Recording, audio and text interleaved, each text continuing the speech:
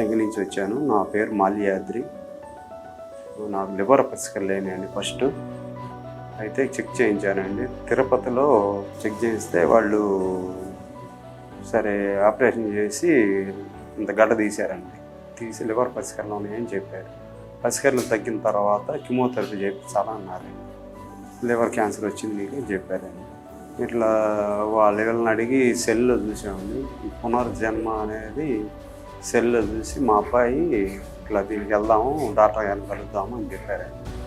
ఆ రిపోర్ట్స్ మొత్తం తీసుకొచ్చి డాక్టర్ గారికి చూపించాము.